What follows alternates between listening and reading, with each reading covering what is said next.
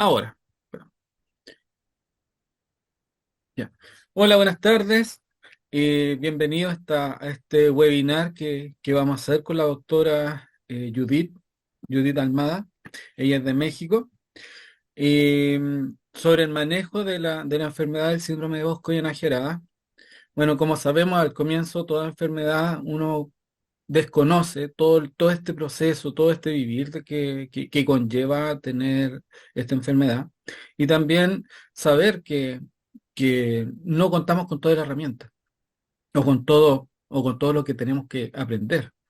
Eh, y para esto hemos invitado a la doctora Judith.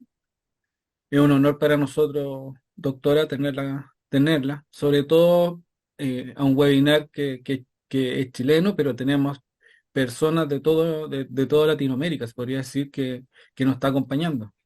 Así que, doctora, por favor, no le quito más tiempo, todo suyo, el micrófono y la pantalla. Muchísimas gracias. En verdad les agradezco mucho esta invitación y pues empecemos porque creo que la mayoría de los que estamos aquí es debido a que pues nos interesa mucho el descubrir mm, más alternativas al tratamiento y también debido a que tenemos a alguien. La mayoría de las personas no se interesan en absoluto por el VKH. Nadie sabe ni siquiera de qué se trata, ¿no? Hacemos la invitación y llegan tres personas y dos moscas, debido a que, pues, no es hablar de diabetes, no es hablar de hipertensión, pero he ahí lo importante de esto, porque justo lo que comentaba, eh, no tenemos idea de esta enfermedad cuando llegamos a ella. Y no sé si les habrá pasado a ustedes, pero a la mayoría de mis pacientes, cuando ya llegan conmigo como especialista en enfermedades inflamatorias oculares, ya llegan enojados, ya llegan a la defensiva, ya llegan muy gastados y sobre todo decepcionados, decepcionados de la medicina, decepcionados de los médicos. Y cuando uno les presenta el panorama y les dice que tenemos que hacer tantos estudios debido a que este es un síndrome por descarte de otras enfermedades, de otras patologías, pues obviamente también les es molesto. Entonces es un gusto que ustedes estén aquí debido a que ya pasaron lamentablemente por esto la mayoría y que quieran saber más. Y por favor, cualquier duda, no duden en decirme. Pues una introducción rápida. La enfermedad, como lo sabemos, el síndrome de BKH es una enfermedad autoinmune, multisistémica y crónica. ¿Qué significa esto? Significa que lamentablemente nuestro propio cuerpo nos desconoce. El por qué todavía no es un hecho. Se tienen varias teorías, entre ellas la cuestión genética, por los antígenos leucocitarios humanos, el HLA-DR4, que se presenta en la mayoría de estos pacientes, pero también se ha hablado de una teoría acerca de las antitirosinasas, pacientes que presentan, por ejemplo, enfermedad de Hashimoto, que es otra enfermedad autoinmune, donde se ataca a la tiroides. Ellos también pueden tener este tipo de enfermedades, pero también se ha presentado en pacientes con cierto tipo de enfermedades virales, como es el herpes, pero no caigan mucho en esa teoría, puesto que en realidad al herpes todos en este planeta nos hemos visto expuestos. La cuestión es que genéticamente tengamos esa posibilidad de presentar esta enfermedad. Esta enfermedad, como lo saben, tiene manifestaciones sobre todo a nivel ocular, pero también tiene manifestaciones a nivel de meninges, a nivel auditivo y a nivel tegumentario. Las manifestaciones oculares, pues son la panuveitis granulomatosa crónica, en la cual cuando inicia este cuadro es como una infeccióncita viral, una gripita, no tengo mayor molestia, se acabó.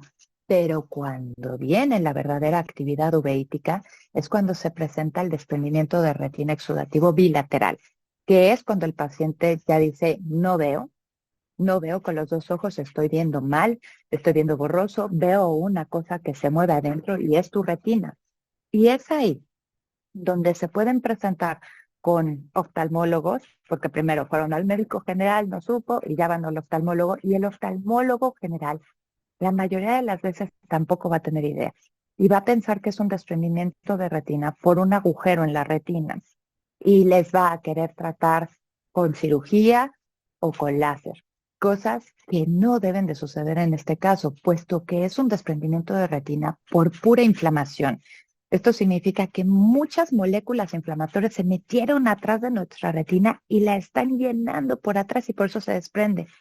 Al quitar toda esta cuestión inflamatoria, se va a reaplicar y es ahí en donde viene la fase de convalescencia, en donde empezamos a ver los cambios pigmentarios en toda la retina. Vemos los depósitos de Dallen-Fuchs, el clásico fondo en atardecer, porque somos muy románticos los médicos y nos gusta ver todo bonito. Y es cuando también el paciente empieza a presentar los cambios a nivel tegumentario.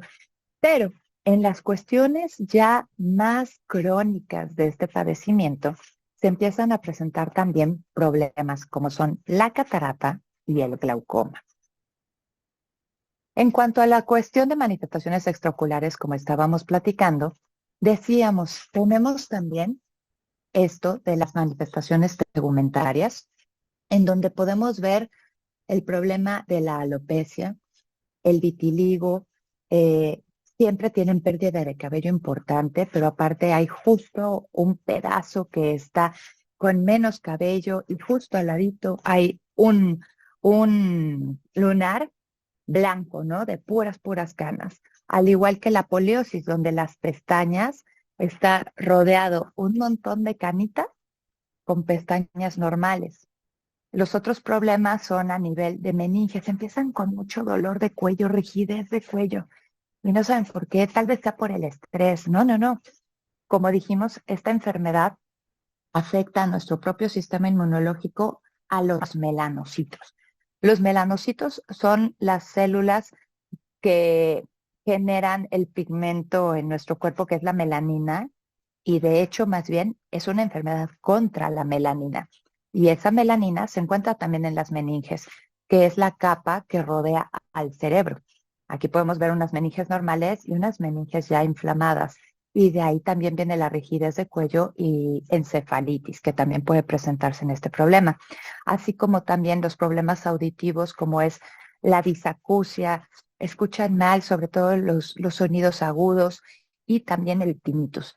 ¿Qué es esto? El shh, estar escuchando constantemente como una chicharra. Es muy desesperante para quien lo ha escuchado y sentido. La prevalencia es sobre todo en mujeres asiáticas entre la segunda y quinta década, y debemos de pensar justo en lo que decíamos antes, en la cuestión de los costos, el costo económico tan importante que tiene esto, no nada más para llegar al diagnóstico, sino lo que viene después, que es justo de lo que trata esta plática, que es el manejo. La cuestión psicológica.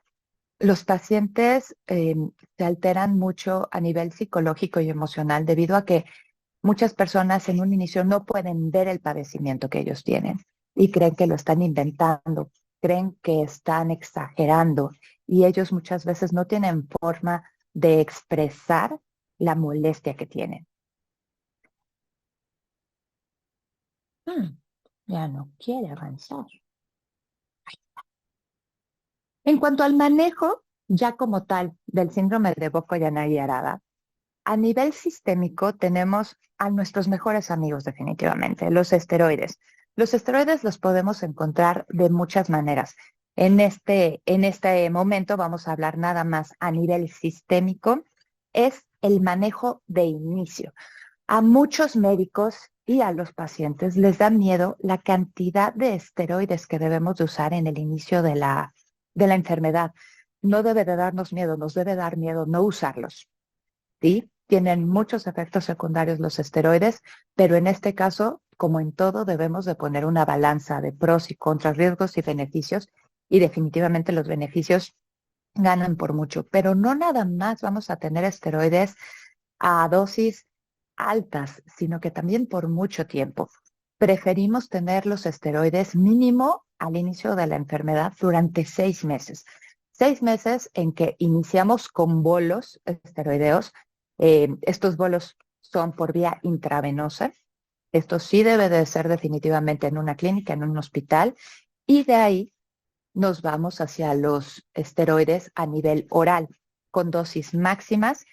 Obviamente, previo a esto, debimos de haber hecho lo que dijimos de los estudios. Como esta no es una plática del diagnóstico, nada de esto, sino más bien del manejo para el paciente, no quise adentrarme mucho en los estudios, pero en lo que sí quiero hacer mucho hincapié y énfasis es en que debemos de estar seguros de que es BKH, y con los estudios que hicimos para poder eh, dar con el diagnóstico, debimos de haber dejado de lado la posibilidad completa y absolutamente de una enfermedad a nivel infeccioso, como es tuberculosis, como es sífilis, como es VIH, SIDA, hepatitis, debido a que con los esteroides precisamente vamos a atacar desde un inicio la cascada de inflamación.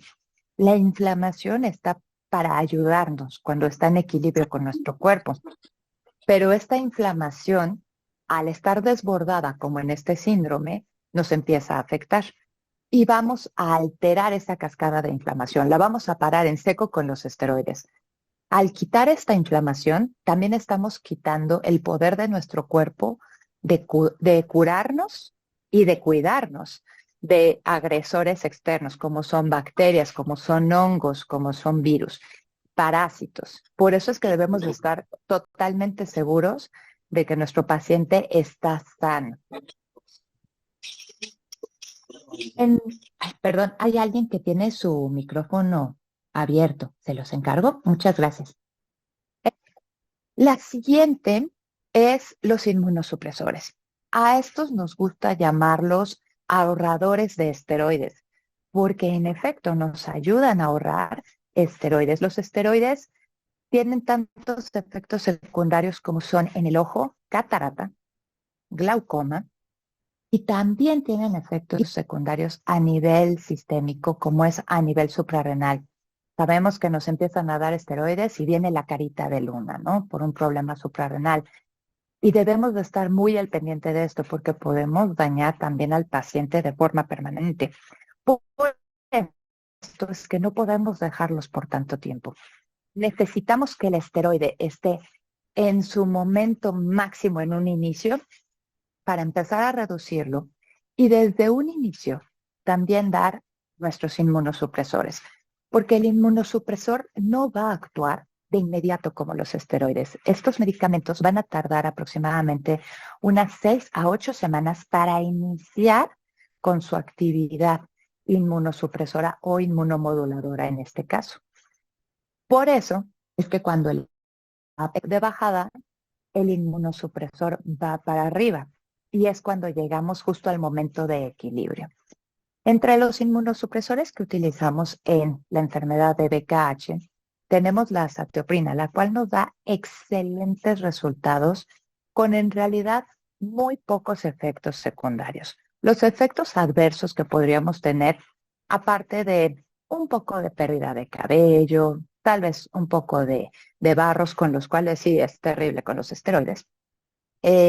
La azatioprina tenemos que cuidar más bien a los eritrocitos, nuestra hemoglobina, que no nos pongamos anémicos, que no nos bajen demasiado también nuestras defensas, como son los leucocitos, y que no bajen demasiado nuestras plaquetas, como para que sangremos. Las plaquetas son las células que nos ayudan a coagular, y estas pudieran bajar demasiado. Es por esto que desde el inicio del tratamiento con inmunosupresores, al mes debemos de hacer estudios de nuevo generales, como es una biometría hemática, química sanguínea y examen general de orina, para saber que nuestro cuerpo está recibiendo bien este medicamento y que no lo estamos dañando. Otro de los medicamentos que también nos funciona bastante bien es la ciclosporina. En esta hemos tenido excelentes casos, pero hay veces en que tenemos pacientes que no leyeron el libro y no saben que deben de responder bien a la ciclosporina. Y estos pacientes les podemos agregar también la azatioprina. El metotrexate nos funciona sobre todo para mejorar la agudeza visual, pero la verdad es que lo dejamos más para otros padecimientos uveíticos, como es la parsplanitis. Y en cambio, el micofenolato de mofetilo también tiene excelentes resultados. Sin embargo, ¿hay alguien en el chat? Ya. Sin embargo, lo mejor que existe, en definitiva, para los trastornos autoinmunes, entre ellos el VKH, llegó hace unos años y son los medicamentos biológicos. Son la panacea. Definitivamente nos ayudan como nadie, nos ayudan a disminuir las recurrencias, nos ayudan a que podamos quitar, es más, no nada más disminuir, sino quitar a los esteroides y a los inmunosupresores, teniendo la mínima cantidad de efectos secundarios. Sin embargo, ¿cuál es el problema? ¿Por qué no damos estos de inicio si son tan buenos? Por lo que hablábamos en un principio, por el costo, la cuestión económica. Aquí estamos países de Latinoamérica y sabemos la situación que va de mal en peor, todos nuestros países lamentablemente.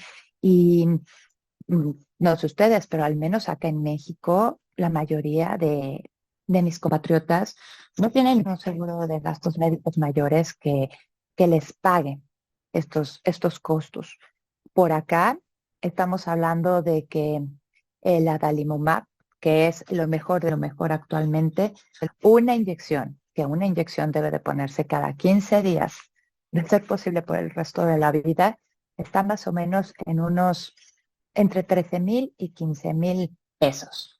Eh, para una persona de a pie, como aquí le decimos, es imposible pagar esto, a menos de estar en el seguro social, que cada vez menos nos da medicamentos ni atención a nuestros pacientes, o tener un seguro de gastos médicos que lo lleve. Es por esto que de inicio no podemos dar el biológico para cualquier paciente, pero definitivamente, si se pudiera, sería lo que haríamos.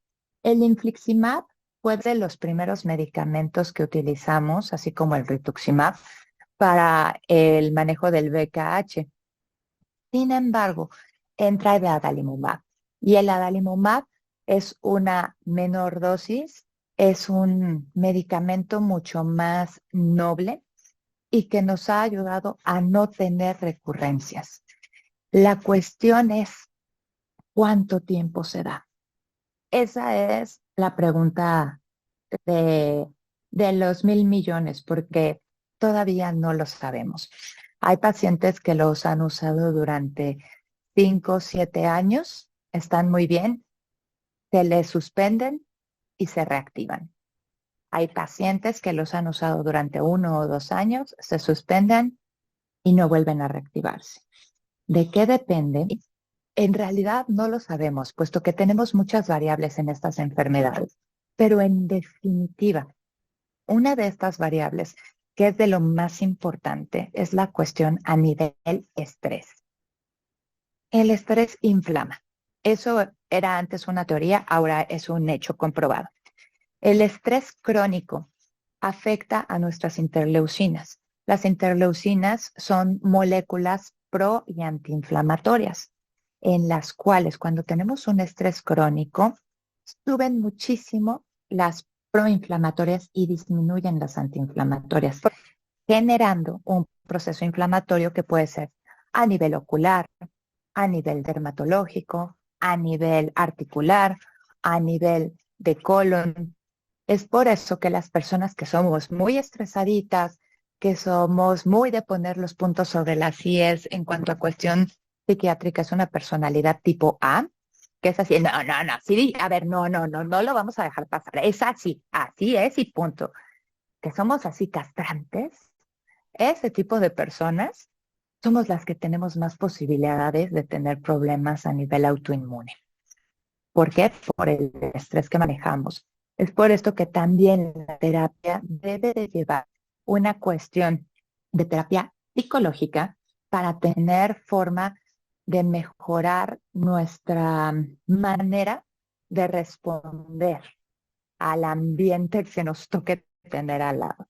o a las personas que nos toque tener al lado. Pero no nada más esto, no nada más esta cuestión médica y no es nada más la cuestión psicológica, la cuestión alimenticia. Actualmente estamos viendo con coach nutricionales que se especializan en la cuestión autoinmune, cómo cambia la vida completamente de nuestros pacientes cuando llevan un buen hábito dietético. No le quiero llamar dieta, son hábitos, eh, buenos hábitos nutricionales, los cuales nos ayudan a disminuir la permeabilidad intestinal. ¿Qué significa esto? Nuestro colon tiene células pegadas, completamente pegadas entre ellas, para que por dentro esté el bolo alimenticio, que en algún momento se convierte en heces, con bacterias y todo lo que conlleva esto, y por fuera están nuestros vasos. Al tener bien estas células entre ellas impermeables, no pasa nada malo de un lado al otro. Sin embargo, con alimentos como es el gluten, eh, definitivamente es real. Sé que parece una moda de hace unos 10, 15 años, ay, el gluten es el enemigo a eliminar, pero es real. El gluten abre esta barrera impermeable entre nuestras células y nos deja pasar literalmente la caca a nuestros vasos.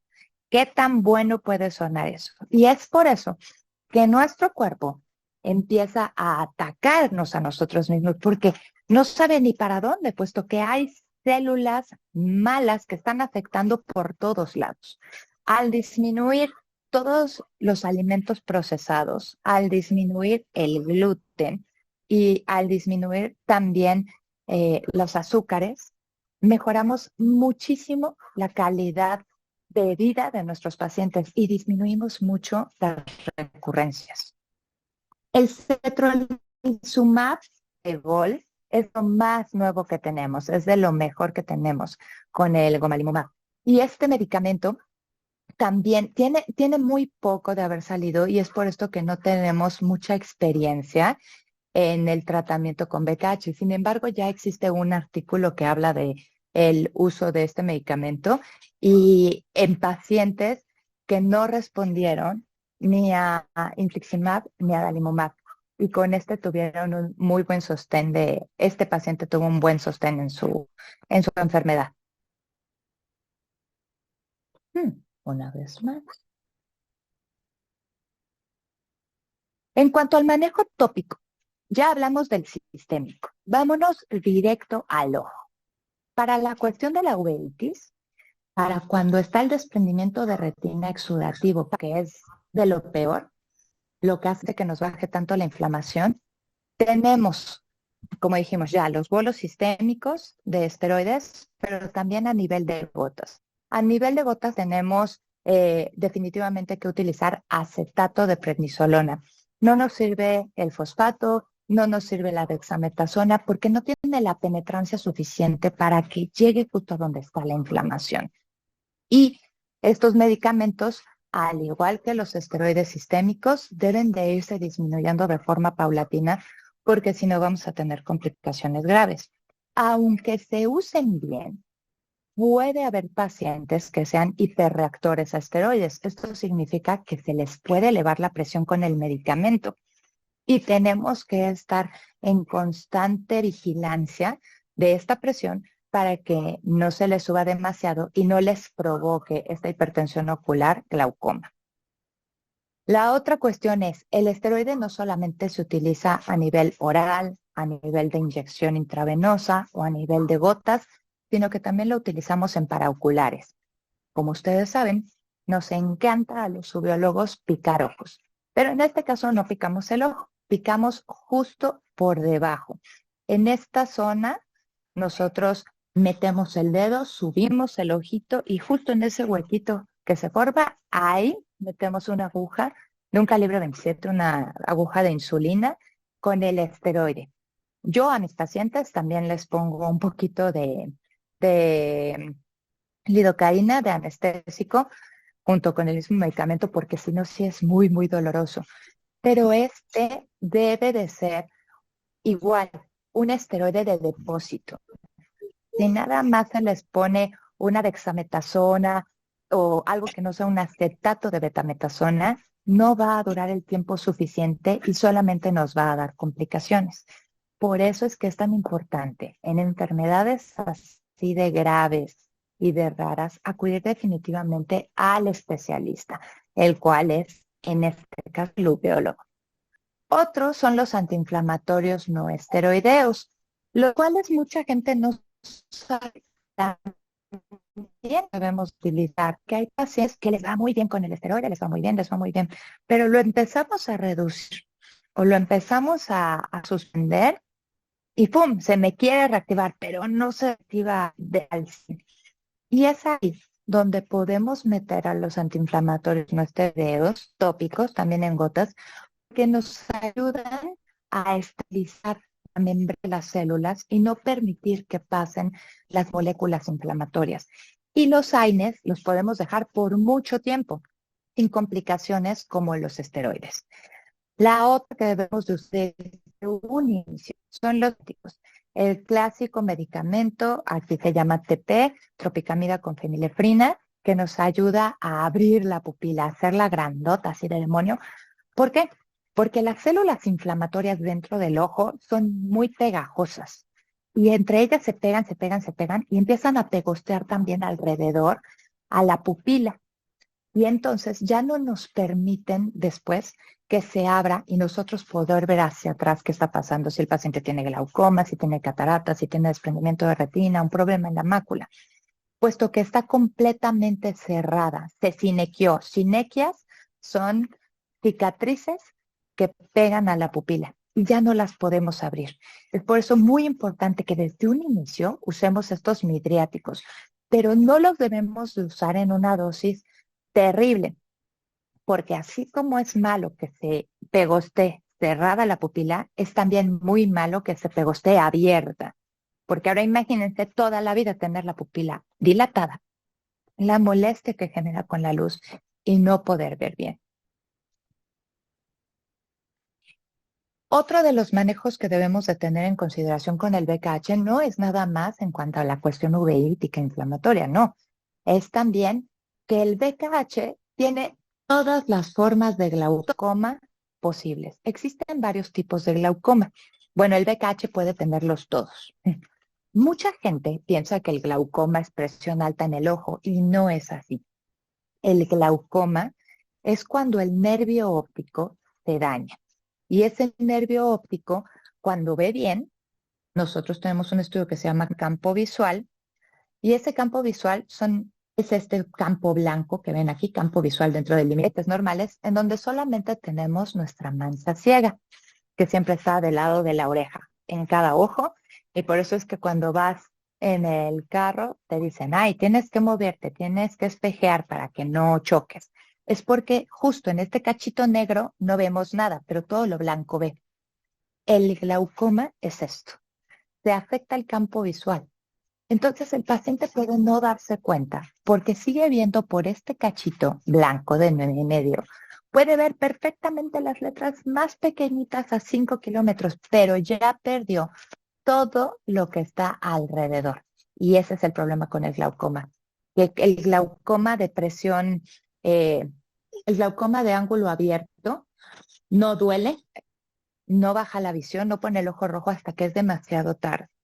Por eso, muy aparte del síndrome de VKH, por favor, acudan a su oftalmólogo una vez al año, toda la vida desde que nacen, para evitar tener este tipo de problemas tan fácil como con una gota diario en las noches.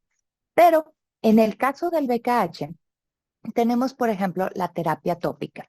Son gotas. Y en estas tenemos de varios tipos. Tenemos gotas que nada más viene una sal en esa gota. Tenemos gotas bifásicas que en una gota vienen dos sales. ¿Pero para qué? Si podemos ponernos una gota y otra gota. Uno, costos. No te va a salir lo mismo un frasco que dos. Y segundo, una gota te la pones y luego te tienes que poner la otra. Y la segunda ya enjuagó a la primera y no tienes el mismo efecto. entrando en esta parte, también me he dado cuenta de que nadie le explica a sus pacientes cómo ponerse gotas. Y es algo básico, porque todo el mundo llega y, ah, ah, y ya tienen la gota por acá y el cachete a mí no me importa, no soy dermatoftalmóloga y el cachete no es el que tienen inflamado. Y si sí, que vayan con alguien más, pero el ojo es en el que se debe de quedar la gota.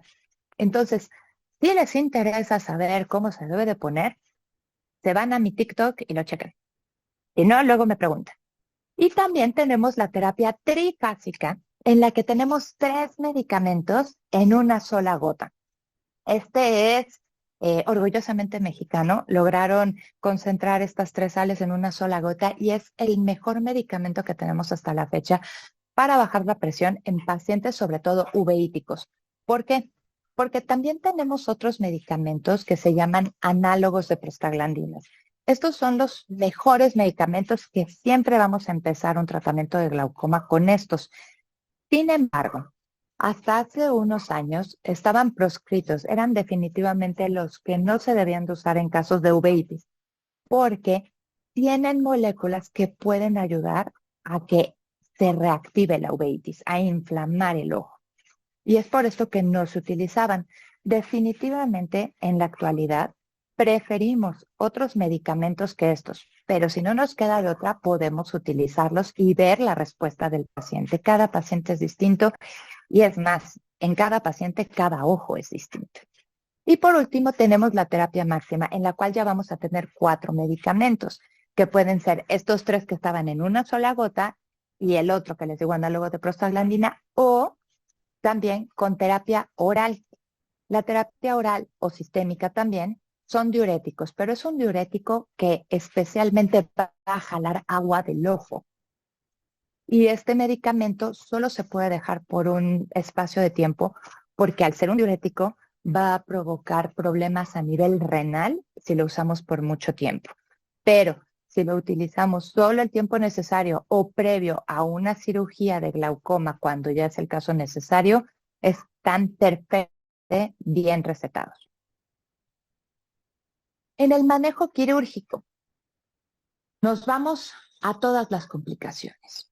Que, por ejemplo, si un paciente llega de inicio con el uveólogo y de inicio hacemos todo lo que les comenté en un inicio, bolo de esteroides, esteroide tomado a dosis altas, inmunosupresor y o biológico, no tendríamos por qué llegar a ninguna de estas, en mucho tiempo al menos. Pero lamentablemente la mayoría de nuestros pacientes ya llegan con catarata. Esa catarata, cualquier paciente uveítico y más un paciente con BKH, solo y solo se debe de operar. Y que esto quede muy claro, cuando realmente lo requiera así su visión. Hay muchos, a todos nos gusta ganar dinero, a todos nos gusta operar, pero no todos tenemos ética.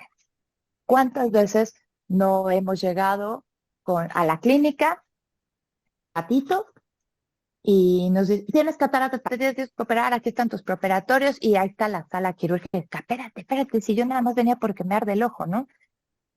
Y no es necesaria una cirugía. En los pacientes uveíticos solo operamos cuando en verdad ya ni con lentes mejora la visión de esa paciente o de ese paciente hasta cierto grado. ¿Por qué? Un ojo uveítico solo necesita un pretexto para inflamarse. Y ese pretexto puede ser nada más que lo vean feo. Ahora imagínense meterle algo al ojo adentro, un bisturí, ultrasonido, lo que sea, hasta láser. Con cualquier cosa que se le meta al ojo, adentro del ojo, no en la superficie, que es que vayamos hacia adentro, que incidamos en el ojo, va a generar una cascada de inflamación tremenda que no la vamos a poder frenar. Y entonces vienen complicaciones como esto. En la primera imagen pueden ver un ojo con un lente intraocular muy bonito, un ojo precioso, que una de dos, o fue previamente tratado por un uveólogo previo a la cirugía, y todo salió bonito, o es un ojo no uveítico definitivamente al que le pusieron lente intraocular y así debe de ser, transparente y en su lugar. Esta segunda imagen es un paciente que generó una opacidad de cápsula posterior. Toda la parte de atrás del lente se opacó y es como una telaraña, pero esta telaraña en un paciente normal se puede quitar con láser en 2 minutos y el paciente ya ve como antes y nunca se tiene que volver a hacer. Pero en un paciente, les encargo sus micrófonos, por favor. Gracias. Pero en un paciente uveítico, esta es esta telaraña es como una suela de zapato. Es muy gruesa y es muy dura. Es muy difícil retirarla con solo láser y tenemos que dar demasiadas sesiones y como les comenté, el láser también inflama. Cada sesión de láser son más esteroides para que el paciente no se inflame y no se reactive. Entonces, en muchas ocasiones nos tenemos que preguntar, ¿vale la pena, uno, operar a este paciente? Y si sí, ¿vale la pena ponerle lente intraocular o lo rehabilitamos con un lente de contacto? No es fácil en algunos pacientes que se aprendan a quitar y poner un lente de contacto, pero definitivamente es mucho más fácil eso a que se queden ciegos o que se queden con un ojo como en la tercera imagen, en donde aquí ya se tuvo que entrar a una cirugía porque no se pudo quitar esta opacidad que ya no deja ver, que ve peor que con la catarata, y se tuvo que entrar a una cirugía en donde se tuvo que cortar el lente, porque este lente, con toda esa inflamación que les digo que es súper pegajosa, ya se quedó pegado al ojo. Y no es nada fácil quitar un lente normal y mucho menos se tiene que cortar. Y este es el resultado. Y de todas formas, el paciente no va a usar lente, pero ya quedó con complicaciones. Cada paciente es distinto. No por ser una catarata uveítica está contraindicado poner un lente intraocular, pero cada paciente se debe de ver en su individualidad. En cuanto a las complicaciones como el glaucoma, no podemos utilizar la cirugía que utilizamos de primera instancia contra el glaucoma, la mayoría que son la trabeculectomía, porque es un hoyito y ese hoyito se va a tapar con la inflamación. Definitivamente, si las gotas no son suficientes, se debe de poner una válvula. Esta válvula es esto, que es como el cuerpecito en una cucarachita, que tiene un tubito. Esto va por abajo de la conjuntiva, que es el pellejito transparente de arriba del ojo. Y este tubito va por dentro, hacia la cámara anterior, quedaría por aquí. Y está constantemente sacando el líquido extra del ojo que le hace daño y le genera glaucoma hacia esta válvula y de aquí se difumina hacia los vasos que están alrededor y se salió el líquido. Esa es la cirugía que se debe de hacer para glaucoma en paciente con uveitis.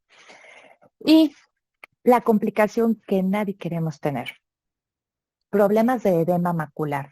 Esto porque se hincha la mácula. La mácula es el área de mejor visión, visión central y fina del ojo. Es lo más importante. Si se te hizo una catarata, es como si se te opacara el parabrisas en tu carro, lo limpias o lo cambias, pero si el motor sirve, ya la hiciste. La mácula es nuestro motor. Y si esa mácula se echó a perder, aunque todo el resto del carro esté perfecto, pues ni pa' qué, porque no va a servir de nada. La mácula normalmente es como este ombliguito que vemos aquí abajo en la quinta imagen. Es esta cosita chiquita, bonita, y así se debe de ver. Cada línea, cada capa de la red es perfecta. Este es un estudio que se llama OCT de mácula, una tomografía de coherencia óptica. Es el estudio así, perfecto, el gold estándar para mácula. Un paciente con edema macular es esto, la última imagen, en donde vemos que lo negro que está aquí adentro es puro líquido. Es muchísimo líquido que ya separó las capas de la retina. Entonces, ya las células que traían la imagen y se la llevaban estas otras al cerebro han quedado separadas y no se pueden comunicar por el montón de líquido que está ahí de inflamación. Este líquido en este paciente que podría ser fácilmente un paciente de BKH que es crónico, si se fijan, tienen ya aquí hasta rueditas, porque esto ya es muy crónico y ya hizo quistes y es todavía más difícil de quitar. ¿Cuál sería la forma? Una de dos, con antiangiogénicos, que son inyecciones ahora sí en el ojo, en esta parte de arriba del ojo. Estos medicamentos antiangiogénicos lo que hacen es que ya no permiten que se abran nuevos vasos que saquen su líquido, que es esto negro que dijimos. Entonces, al no haber nuevos vasos y cerrar los que hay, el cuerpo solito, el ojo, debe de reabsorber todo este líquido. Sin embargo, a pesar del tratamiento con los antiangiogénicos, la visión nunca va a volver a ser la misma cuando ya se ha dañado la mácula. Otro de los tratamientos que tenemos para este edema macular también son los diuréticos, porque van a jalar ese líquido hacia los vasos, hacia el riñón y lo vamos a excretar. Pero solamente es un tratamiento en lo que nos hace efecto el antiangiogénico. Los antiangiogénicos son caros y se deben de aplicar mínimo en un ciclo de 3. Se pone uno, a las 3 semanas se pone el otro y a las 3 semanas se pone el tercero. De ahí reevaluamos el caso y vemos, tuvo una excelente respuesta, ya no hay más líquido, estupendo, ahí la dejamos. Pero habrá pacientes en los que necesitemos varios ciclos. Por último, la vigilancia. Muchos pacientes que gracias a Dios llegan a estar inactivos y se van contentos y se duermen en sus laureles. Esto no debe pasar, porque esos son justamente los que van a regresar ciegos y que ya no vamos a tener posibilidades de hacer nada. Un paciente uveítico es un paciente que se debe de mantener en control definitivamente para toda la vida con el uveólogo. Nosotros les damos citas al principio muy, muy seguidas y las vamos espaciando conforme vayan respondiendo al tratamiento. Pero para toda la vida, si un paciente no se ha reactivado en un año, excelente, nos vemos en un año. Y el paciente es el que mejor se conoce y sabe perfecto cuando ya viene la inflamación. Ni siquiera nos puede decir, doctor, ya viene y lo vemos y no vemos nada, ni una célula, pero debemos creerle a ese paciente porque al día siguiente ¡pum!, explotó la inflamación. Entonces, siempre, siempre vigilancia con su uveólogo de cabecera. Lamentablemente, la gran mayoría de los oftalmólogos generales no tienen idea de cómo tratar los casos de uveitis y menos un BKH. Hay muchos pacientes que llegan con BKH debido a las alteraciones que tienen, sobre todo a nivel neurológico, que han ido a hacerse resonancias magnéticas de cráneo, que les han tomado líquido cefalorraquídeo, que los han tenido hospitalizados 3 semanas porque creen que tienen un problema en el cerebro. Nada que ver. Oftalmólogo. En cuanto a los estudios, siempre se deben de estar haciendo, como les decía, estudios a nivel oftalmológico, la revisión, la valoración, y de ahí dependiendo, vemos si mandamos a hacer estudios de gabinete, como es el OCT de mácula, de papila, campos visuales, angiografía de retina, o también los estudios sistémicos para ver cómo está nuestro cuerpo reaccionando a todos los medicamentos que estamos dando. Y ahí es donde viene lo interesante. ¿Cuándo dejamos de dar medicamentos? Creo que nadie podría darles una respuesta 100% garantizada de esto, porque se puede reactivar en cualquier momento. Podemos intentar ir haciendo una disminución paulatina, muy poco a poco, de los inmunosupresores o de los biológicos, pero siempre teniendo en cuenta que la enfermedad puede reactivarse y que la inflamación puede regresar mucho más fuerte. Las complicaciones, en algunas ocasiones, se verán a los años, al tiempo, como es la catarata, el edema macular o el glaucoma. También podrían verse en un inicio, pero bien tratados se verán con los años y es por esto que es importante siempre mantenerse en contacto con su biólogo de cabecera. Y cualquier duda, cualquier pregunta que tuvieran hacer, es que no estoy seguro, hacérsela a su médico. Y si no sienten suficiente empatía, díganselo, porque a veces también los médicos somos humanos Y tenemos muchas cosas en la cabeza y se nos olvida por qué estudiamos esto y por qué nos dedicamos a ello, que es por ustedes. Y también, con todo gusto, tienen mis datos. Por cualquier duda que pudiera surgirles, no duden en contactarme. Eso sería todo. ¿Tienen alguna duda? Doctora, muchas gracias. Primero, muchas gracias, muy didáctica, muy entretenida su presentación. Ahora, me queda una duda, doctora. ¿Cuál es su TikTok? Ah, está ahí, está en la pantalla. Es el de @doctor.Judith Perfecto. Créanme, síganme, les va a gustar. No está Sí, aburrido. yo he visto algunos doctores y sí, les va a gustar. En realidad, súper didáctica y divertidas también sus presentaciones en TikTok. Doctora, primera pregunta. Se la voy a hacer yo por si acaso. La pregunta es, estuvo hablando de las cataratas, estuvo hablando de la glaucoma. ¿Cuándo es bueno operarse de cataratas cuando se tiene BKH? Puede ser al comienzo, a la mitad o al final de esto. No, al comienzo no se va a tener catarata, o sea, cuando el cuadro inicia. El cuadro cuando inicia ya a nivel ocular va a ser siempre con una cuestión uveítica, con mucha inflamación, sobre todo con el desprendimiento de retina. La catarata vendrá después. Si es una inflamación que no se trató o no se dio por la cuestión que sea, pero se mantuvo, es muy probable, o con muchos esteroides, que esta catarata se presente mucho antes. Pero si todo se trató a tiempo, puede ser que se presente en 5, 10, 20 años. Tengo una paciente que la amo y la adoro y creo que es recíproco, Lupita. Ella llegó prácticamente ciega a mi consulta, de ambos ojos, con un desprendimiento de retina bilateral. Era un caso clásico de BKH. Eh, ¿Perdón? Creo que sin querer hablar. Sí. Y Lupita la tratamos actualmente con sus lentes, ve el 20/20, ve el 100% con cada ojo, pero tiene una pequeña catarata que se le hizo más o menos a los 10 meses, 10, 12 meses de haber iniciado su cuadro. Esto puede ser tanto por la cuestión inflamatoria como por los esteroides. Pero Lupita no necesita una cirugía porque Lupita ve el 100% con sus lentes.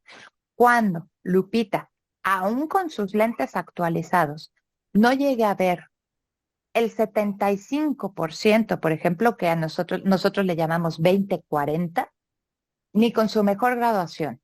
Esa es una. Cuando Lupita diga, doctora, usted dirá que yo veo muy bien, pero yo más o menos ya al atardecer ya no me siento así como que muy confiada de andar por la calle sola o de salir a manejar, no me siento segura. O cuando yo como médico ya no pueda entrar al fondo de su ojo para ver bien todo lo que está allá adentro, cualquiera de esos tres ya es indicativo de que se tiene que operar. Perfecto. Gracias, doctora. No sé quién quiere hacer alguna pregunta.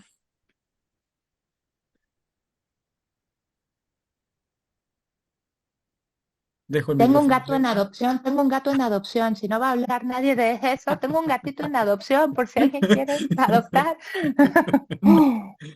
Claudia, Sí, hola, hola doctora, hola a Oh, todos. hola, Claudia. Bueno, yo tengo uveitis desde los 33 años, ahora tengo 37. Estoy tomando micofenolato hemofilito y he sentido últimamente que no sé si es por los remedios, pero he sentido rigidez en el cuerpo y al mismo tiempo problemas de articulación. Ujú. Eh, Siento que estaba viendo su presentación y me sentía muy identificada por el nivel de estrés. Mi profesión es ser profesora, siento que eso me ayudaba mucho a los niños, pero hay momentos que no sé canalizar mi vida en todo sentido. Sube mi trabajo, mi nivel de estrés sube y ahí siento que ya me empiezan los dolores, los malestares. eh, no sé, pues con decirle que siento que tengo que andar muy abrigada, uso escaldazono, siempre hay fuego en mi hogar, en mi casa, porque siento que ahí como que se me pasan los dolores. Claro. También escuchaba del tema del gluten, pero al final no sé si es el micofenolato lo que está haciendo eso en mí, o fuera la prednisona, no sé. Trato de No, buscarle explicación. su uveitis secundaria, ¿a qué es, Claudia?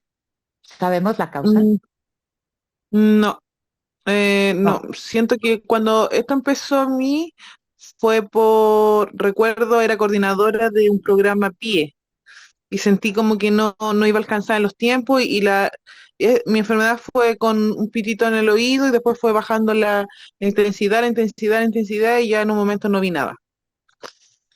Pero usted no tiene BKH, solo uveitis. No, tengo BKH, Ah, sí tiene BKH. Ok, es que sí. entendí que uveitis, perdónenme.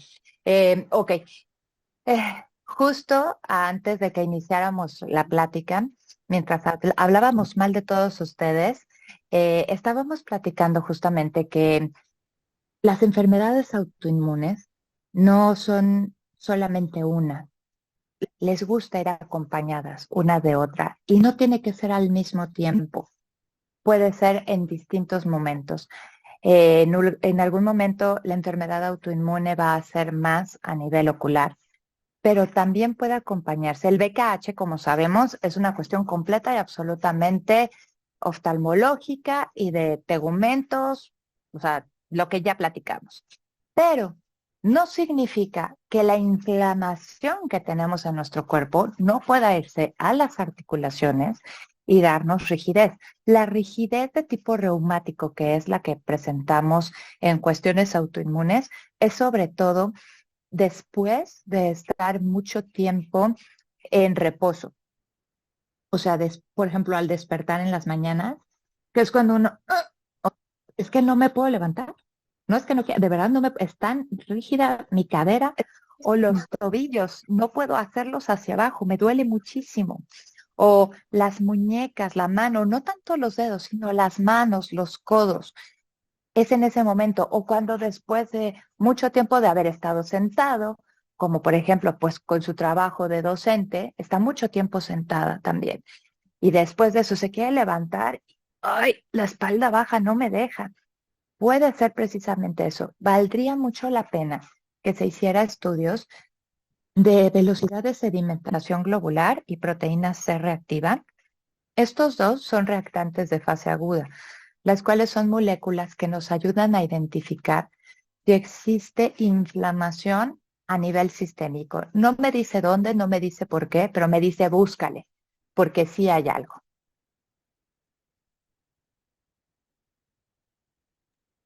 Muchas gracias.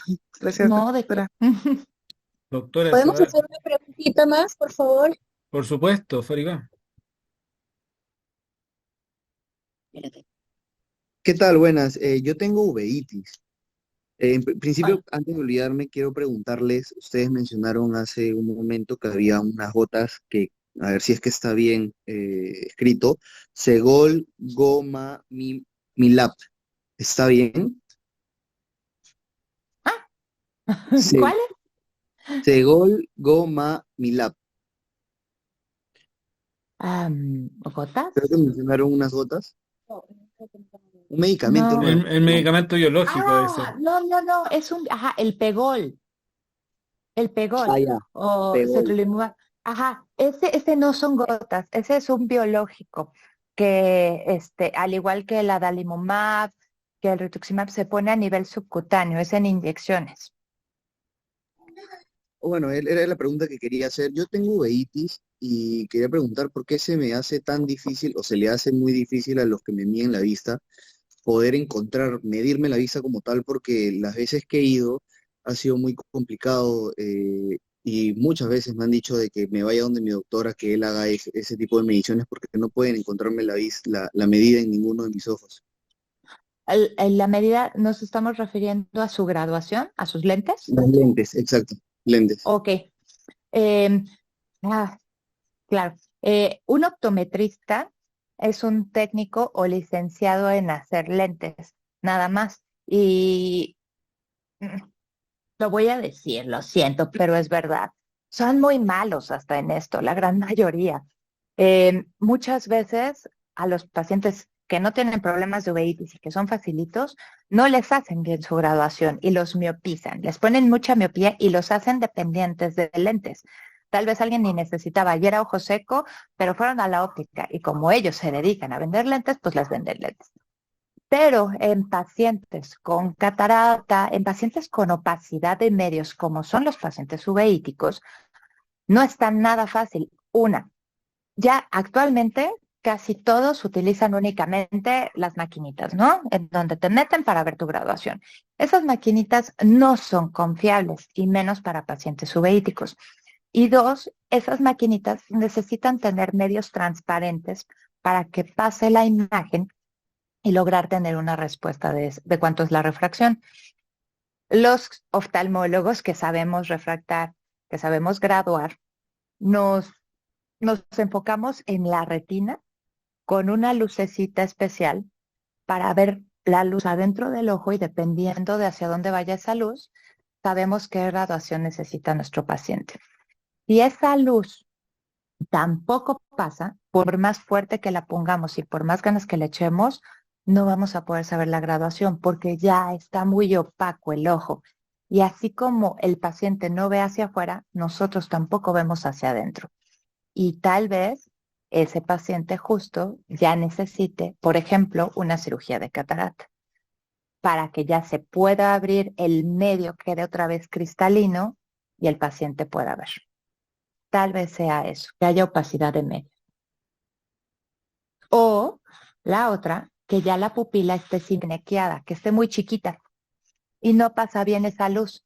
En definitiva, yo le recomendaría que fuera a un oftalmólogo que sepa graduar lentes, no con maquinitas, sino él, o a un especialista en visión baja.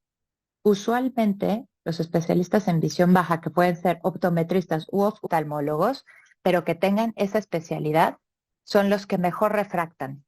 Entonces, tal vez ellos pudieran darle una respuesta, una solución. Muchas gracias, doctora. Tenemos Gracias. a Astrid, que también quiere hacer una pregunta. Buenas noches a todos. En realidad son dos preguntas.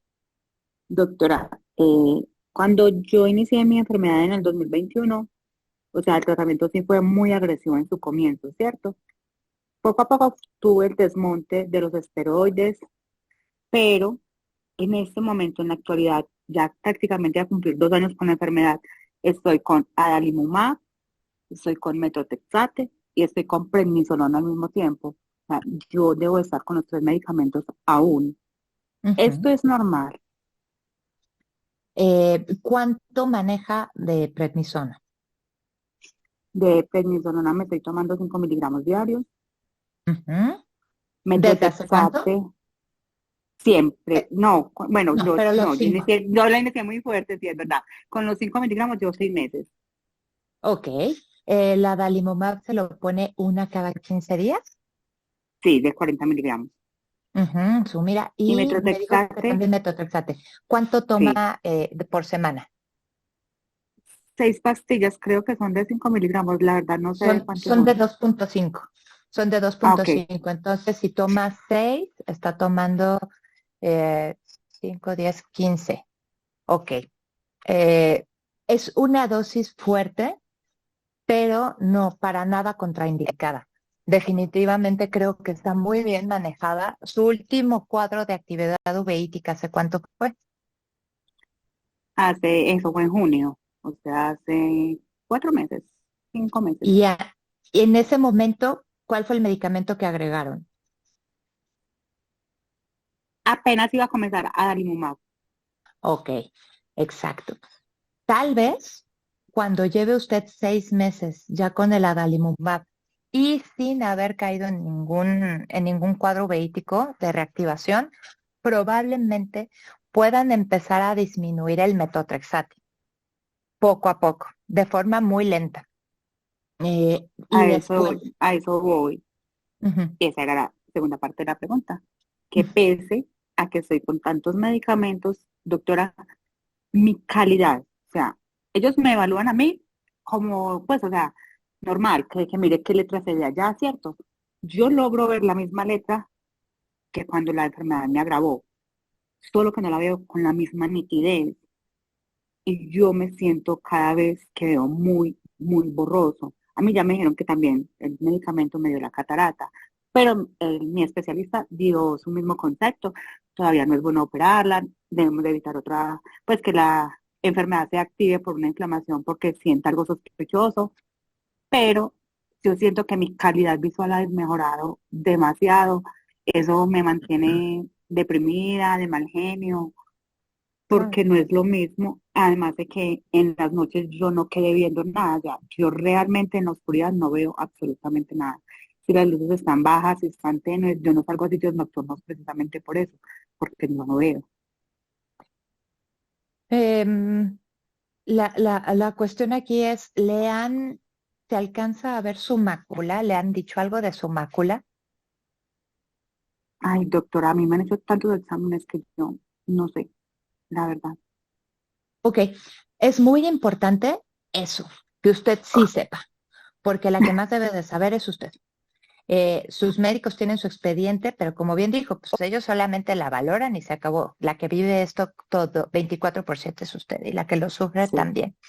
Entonces, es muy importante que usted sepa, así como me supo decir perfectamente su último cuadro de actividad, cuándo empezó, con qué, todo, también debe de saber todos los diagnósticos que tiene, porque como ya vimos, pueden ser varios. Entonces, tiene BKH, pero está en una fase ahorita convaleciente, o sea, está tranquila. Tiene también catarata. Muy importante que le pregunte a su médico, doctor, ¿tengo glaucoma o no? Y la otra pregunta que debe de hacer es, ¿cómo está mi mácula? Si el doctor le da respuesta a estas dos cosas, están muy bien, es definitivamente la catarata y hay que operar cuando. Si usted dice, eso ya es parte de los criterios que yo le dije, cuando usted dice, yo ya no puedo hacer mi vida así, pero que lleve al menos 3 meses sin nada de inflamación, sin esteroides, porque con esteroides 3 meses sin inflamación no cuenta.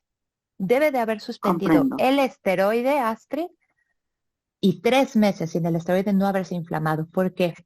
Porque si el doctor la opera, porque usted insiste mucho, porque todo el mundo está desesperado, es que ya no vea, y la operan, créame que va a odiar a su médico y va a querer volver en el tiempo para decir, no lo hagamos todavía.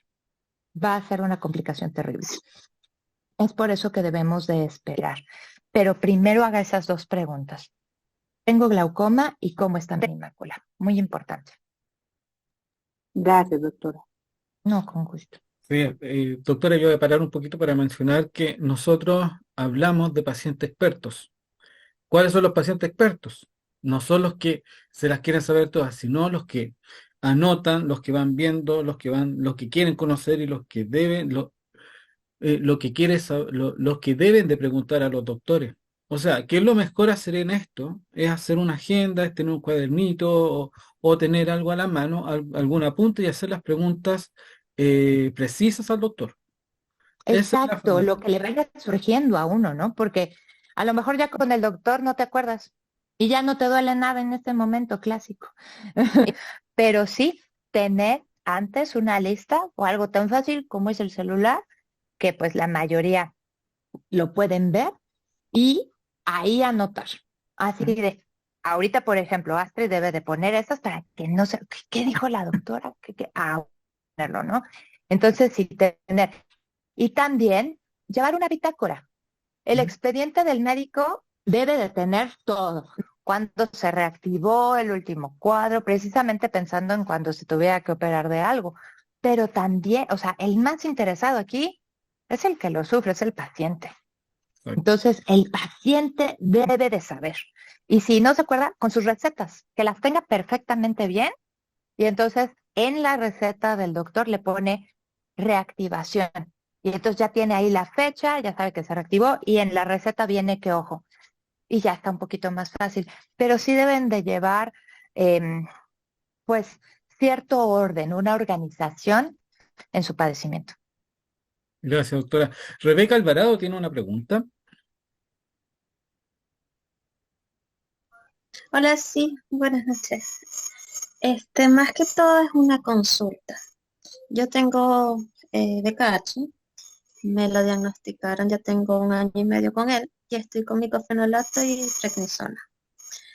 Eh, Desde junio, julio no tengo control porque no he sentido así inflamación o reactivación, pero quisiera saber exactamente cuáles son los síntomas como para ir, porque una vez tuve tinnitus, tuve fuerte dolor asociado así como migraña y tenía los ojos súper rojos y me molestaba mucho la vista. Pero cuando fui con mi doctora me dice que no tenía inflamación y que la vista estaba bien.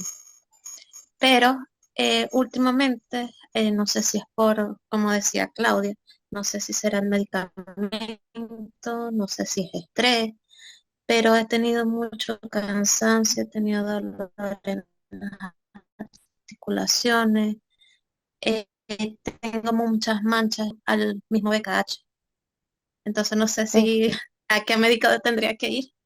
claro, Rebeca. Eh, Estas manchas en la piel puede ser que sean precisamente el inicio del vitiligo, de que estemos empezando a tener manchitas más claras y se van aclarando más con el tiempo, porque el BKH va contra lo que tiene color en el cabello, en la piel, en el ojo. Entonces, probablemente eso es más por el BKH. Segundo, ¿con qué medicamentos está usted actualmente? Solo con esos dos, con micofenolato y prednisona. Nada más, ni Sí, gotitas ni nada. nada, Súper. ¿Prednisona cuánto? 40 miligramos diarios, porque se me subió la dosis. ¿Hace cuánto? Hace 2 meses. La he ido Pero, bajando y cada vez que trato de bajarla, siento de nuevo otra vez los síntomas. Y la doctora me dijo, vamos a subirla de nuevo. pero la última vez que la vio fue en junio.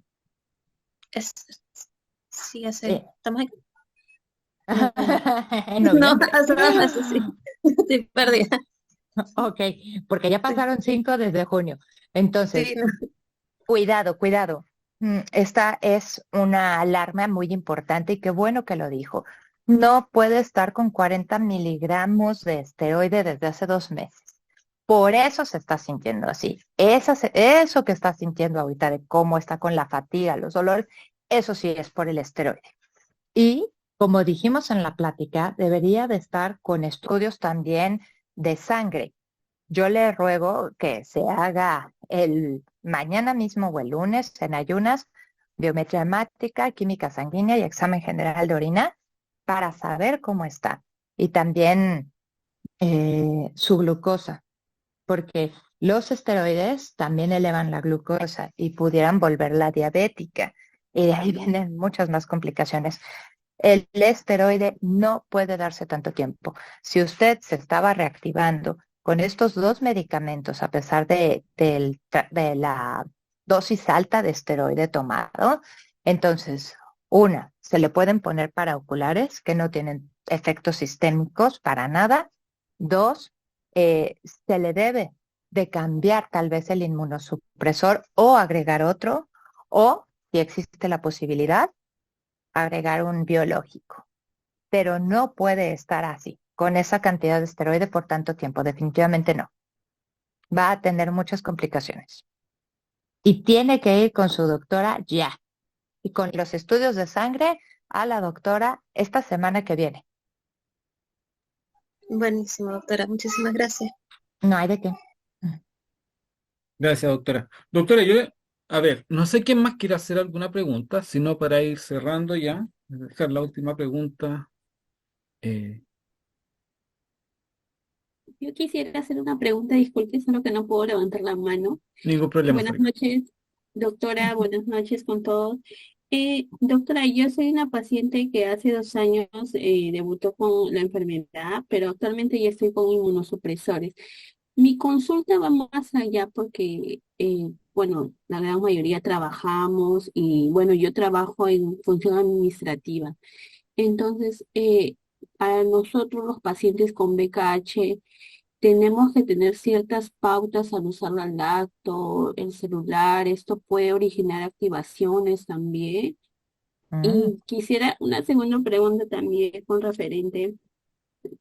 Bueno, nos hablaba de un poco de la alimentación también en las diapositivas.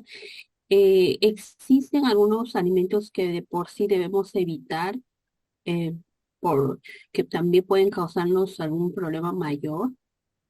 Gracias. Con gusto. Esta me encantó porque son medidas preventivas, ¿no? Y de algo que todo el tiempo estamos expuestos, que es a la luz y a la comida. Entonces, si empezamos a ver la comida, los alimentos, todo lo que nos metemos al organismo de una forma distinta, le cambiamos el chip a nuestro cerebro y vemos cada cosa que nos metemos como información. Una galleta que me estoy metiendo es información para mi cuerpo, es información para mi páncreas de empieza a generar la insulina porque ahí viene y te estás haciendo gordita y entonces para los adipocitos y entonces la grasita. Cada cosa que nos metemos al cuerpo es información para nuestras células y puede ser información muy positiva que nos sane realmente, que nos cuide y nos ayude, o puede ser lo que justo nos está enfermando y nos den la torre. Eh, en cuanto a alimentos, definitivamente lo que les decía, gluten, primerita, disminuir todo lo que se pueda el gluten. Disminuir también, y ni siquiera es todo lo que se pueda, ¿eh? Es suspender al 100. Sé que no es fácil. También granos como son, por ejemplo, los elotes, mm, los chícharos. Esto también provoca inflamación. Eh, los procesados. Todo el alimento que conlleve abrir un paquete está procesado. No debemos de utilizarlo.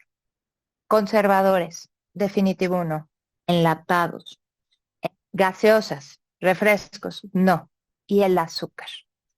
La cuestión, algo de lo que no hablé porque hay tanta información en esto, es, y no quiero darles malas ideas, solamente la información como es y tomar lo bueno de esta información, no lo malo.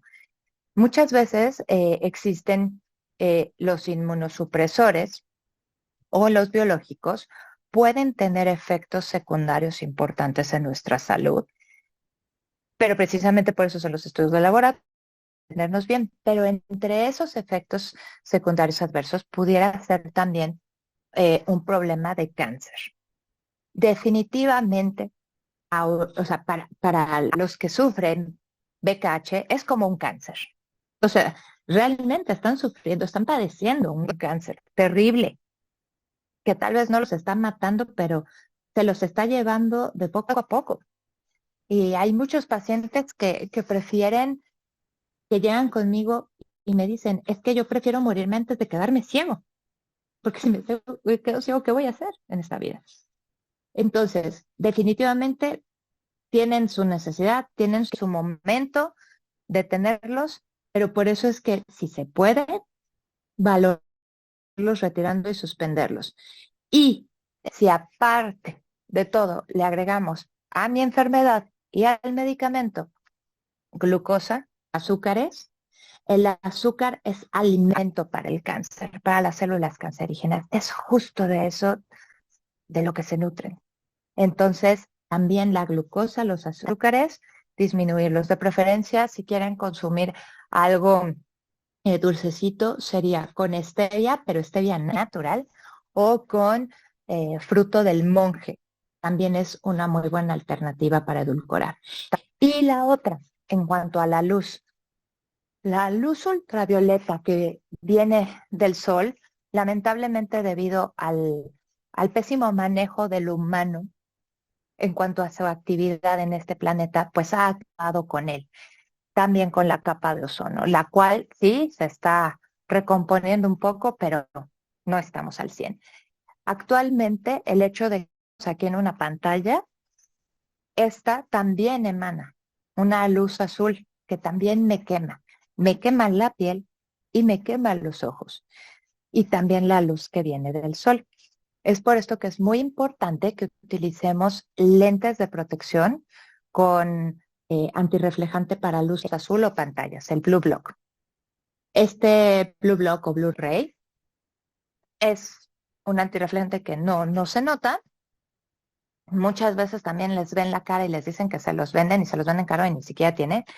Que se los demuestren, hay una maquinita que perfectamente se puede ver cómo pasa la luz azul y eso es estupendo porque ya no nos llega a los ojos ni la luz ultravioleta terrible del sol, ni tampoco la de las pantallas. Pero si salimos a la calle de día, siempre hay que traer lente oscuro, aunque esté nubladito.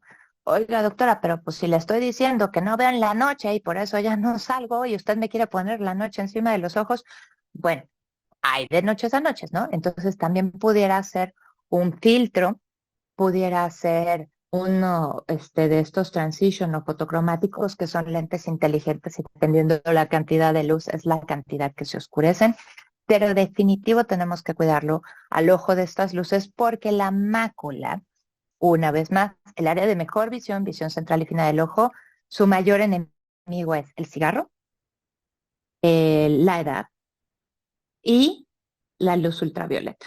Así que si de por sí ya estamos amolados porque tenemos uveitis y le agregamos esto, pues ahí les cuento cómo nos va.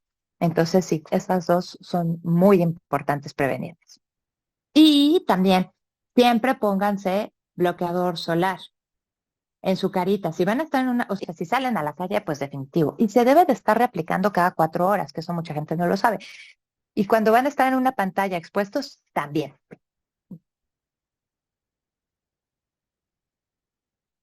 Gracias, doctora. Doctora, tengo 2 consultas también. Y con esto terminamos, porfa. Doctora, la primera. ¿Es bueno ir al reumatólogo, bien digo, mientras que se tiene VKH o no? Los especialistas multidisciplinarios, digo yo por si acá. ¿Qué me dice usted? Claro, qué bueno. Los uveólogos debemos de tener un equipo muy fuerte, multidisciplinario. Uno de ellos es el reumatólogo y el otro es el infectólogo. En el caso del VKH, definitivamente es una enfermedad que ve el oftalmólogo, uveólogo, pero los uveólogos tampoco somos especialistas en inmunosupresores y en biológicos. O sea, sí, somos los oftalmólogos que más sabemos de esto, pero no nos dedicamos únicamente a eso. Entonces, siempre es buenísimo que el uveólogo vaya de la mano del reumatólogo. De hecho, yo a mis pacientes con VKH, siempre también al principio, antes de iniciarles el tratamiento, busco mandarlos con mi reumatóloga de cabecera con todos sus estudios para que ella nos dé su venia, así de estoy totalmente de acuerdo, no hay ninguna contraindicación para que inicie el tratamiento, porque son medicamentos que si los iniciamos, debemos de saber que mínimo los vamos a estar usando 1 año y las implicaciones que esto tiene. Entonces, sí vale la pena de inicio para contar con alguien más y la otra también si en algún momento se está viendo que no estamos teniendo una respuesta antiinflamatoria como esperamos, tal vez contar con su apoyo de decir, mira, ya lo tengo con esto, con esto y con esto, ¿no? ¿Cómo ves? ¿Tú qué opciones crees que serían buenas? Muchas veces los médicos somos muy divas, ¿no? Y solo nosotros sabemos. Pues no, o sea, los que nos ponemos realmente a estudiar sabemos que no sabemos nada. Y mientras mejor equipo hagamos, pues es para el paciente. Así que vale la pena. Pero en conjunto, uveólogo con reumatólogo deben de tener una muy buena relación y comunicación. Gracias, doctora. Entonces, podría decir que biólogo con reumatólogo. ¿Podríamos asociar también al dermatólogo? No, no, el derma no va a tener ni idea. No, y es que la cuestión del vitiligo y de la alopecia es una cuestión autoinmune. Sí, el dermatólogo para la caída del cabello pudiera ayudarnos con minoxidil en tomado, inyectado. También se pueden poner inyecciones de polipéptidos. Hay muchas cosas que se pueden poner, pero la causa en sí, que es autoinmune, esa es la que se debe de frenar la inflamación, porque si no, todo va a seguir sucediendo. Entonces, creo que el dermatólogo nos vendría bien para la cuestión capilar, eh, cuando ya esté controlado el cuadro. Ujú, Y tal vez cuando ya esté controlado el cuadro ni siquiera sea necesario. ujú. Doctora, tenemos a ver, no es por colocarle en telejuicio, nada, doctora, pero hay investigaciones que nos dicen del filtro azul, otros que nos dicen no del filtro azul, otros nos dicen sí, otros nos dicen no. Entonces, ¿qué hacemos con ese filtro azul? Lentes azules, por ejemplo. Ujú. Ajá, qué buena. Es lo peor que existe. Justamente, un lente azul lo que va a hacer es que la luz que pasa al ojo sea el azul directamente. Y justo estamos diciendo que queremos bloquear la luz azul de las pantallas, que es la que más daño nos hace. De toda la gama del arco iris, la luz azul es la que nos hace daño. Entonces, definitivamente nunca usar lentes azules. Los que son espejeados, los que se reflejan, esos no hay problema. Pero, por ejemplo, Elton John, Bien, seguro está ciego, seguro no tiene mácula. O sea, él tiene lentes azules desde que tenía 20 años, ¿no? Entonces, nunca lente azul. perfecto. Gracias, doctora, por este conversatorio, gracias por todo. Doctora, ¿le puedo pedir un favor? ¿Puede dejar Dígame, de compartir la pantalla para ver y si claro que todos sí. pueden prender la cámara y tomarle una foto, por favor?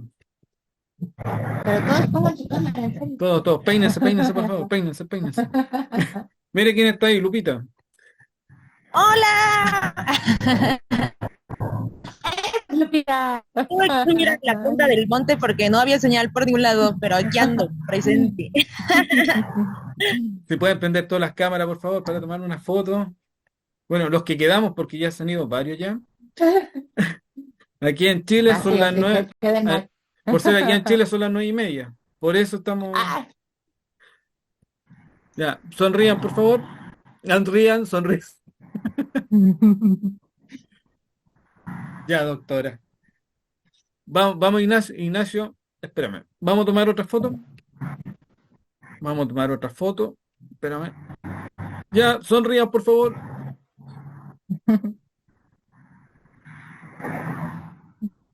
Listo. Em, bueno, le damos las gracias a la doctora. Doctora, se pasó. Gracias por todo su tiempo, gracias por todo lo aprendido. Y no hay nada más que agradecer. O sea, aquí como le digo, aquí hubo gente de Perú, hubo gente de Chile, ya vio a Lupita ya de México, bueno, y de otros lados también. Entonces, igual, súper buena su presentación, muy clara, y gracias por todo. Está, si le está invitado en otra ocasión, también para que nos pueda acompañar. Es más, quiero conversar con usted, pero Muchas gracias de verdad por la oportunidad. Espero haber sido de utilidad y que cualquier cosa, sugerencia, queja, opiniones, de verdad, con todo gusto estoy abierta y si en algún momento requieren de ayuda, de apoyo o de plática de algo que no se haya dicho, que tengan dudas, con todo gusto. gracias, doctora. Bueno, vamos a ir cerrando. Muchas gracias a todos los que estuvieron acá con nosotros. Gracias por su tiempo, gracias también por las preguntas.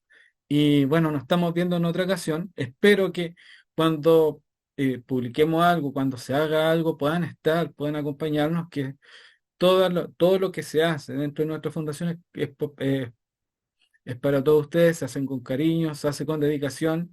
También es tiempo de los doctores que nos acompañan y bueno, todo esto lo hacen de buena voluntad. Nosotros no hay nada entre medio, no hay dinero entre medio, los doctores están prestos para podernos ayudar y le doy gracias también a la doctora por su tiempo y por su dedicación. En realidad, muchas gracias, doctora. Con esto quiero ir cerrando, voy a dejar de grabar y nos vemos la próxima.